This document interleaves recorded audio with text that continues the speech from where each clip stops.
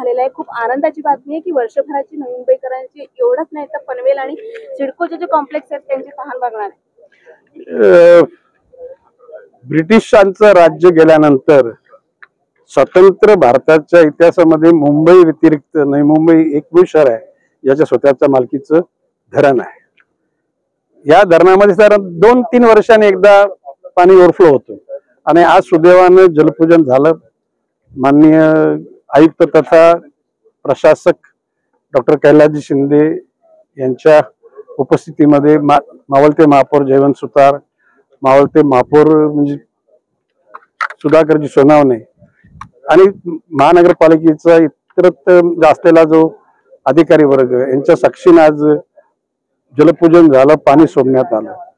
आता हे पाणी जे जाते हे 100% का नवी मुंबईकरांना मिळत नाही, याच्यामध्ये बरेचसे वाटेकरी झालेले आहेत।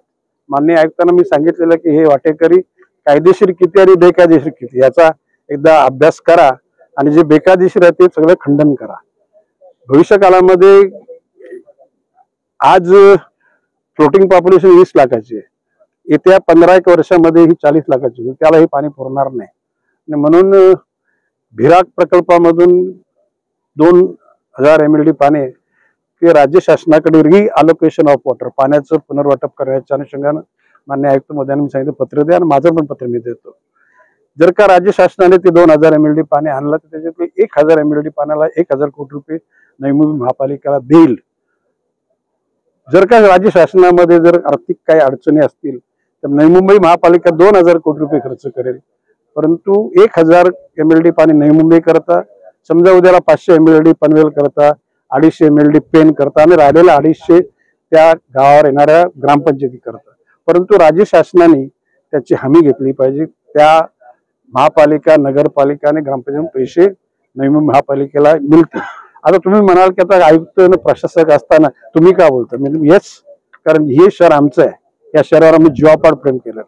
आयुक्त महोदय येतात जातात आणि सगळेच काय लायक पण नव्हते आणि सगळे नालायक पण नाही। आता कैलासजी शिंदे यांच्या नेतृत्वाखाली अन्य महापालिकेच्या तुलनेमध्ये आपली महापालिका बऱ्यापैकी काम करते, म्हणजे 100% नाही 90%।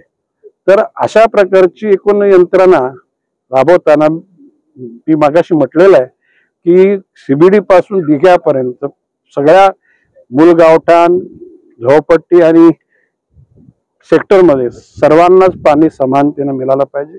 जर मिळण्याकरता त्यांनी तसे निर्देश दिलेले आहेत। भविष्य काळामध्ये चांगलं प्रशासन नवी मुंबईकरांसाठी खरोखरच आनंदाची बातमी आहे। आज मुरबे धरण हे जे नवी मुंबई महानगरपालिकेचं मालकीचं धरण आहे आणि ऑगस्ट महिना संपत असतानाच आपल्याला पूर्ण धरण क्षमतेने भरलं। 2 दिवसापूर्वी धरण भरलं। आज 101% जवळजवळ पाणी आपल्याकडे आहे। 88 मीटरची आपली उंची आहे आणि आपण जवळजवळ 88.8 मीटर एवढी आज पाणी आज आपल्याकडे आहे। त्यामुळे आज आपण जलपूजन करून विधिवत पूजा करून आज आपल्या सर्वांच्या समक्ष आज आपण आहोत।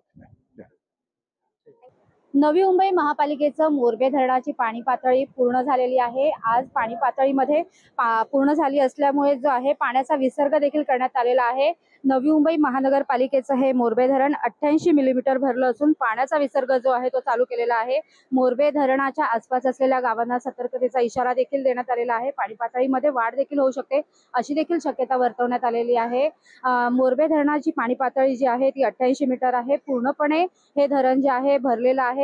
यामुळे नवी मुंबईकरांमध्ये आनंदाचं वातावरण आपल्याला पाहायला मिळतंय। पाणी कपात करण्यात आली होती नवी मुंबईमध्ये, आता मोरबे धरण पूर्ण भरलेलं आहे, त्यामुळे पाणी कपात देखील रद्द होईल अशी अपेक्षा देखील नवी मुंबईकर व्यक्त करताना आपल्याला पाहायला मिळतात। धरणाचे दोन्ही दरवाजे आहेत ते उघडलेले आपल्याला पाहायला मिळतात। एकंदरच मोरबे धरण पूर्ण भरल्यामुळे नवी मुंबईकरांमध्ये आनंदाचं वातावरण जे आहे ते आपल्याला पाहायला मिळतंय। कविता लोखंडे, जय महाराष्ट्र, नवी मुंबई।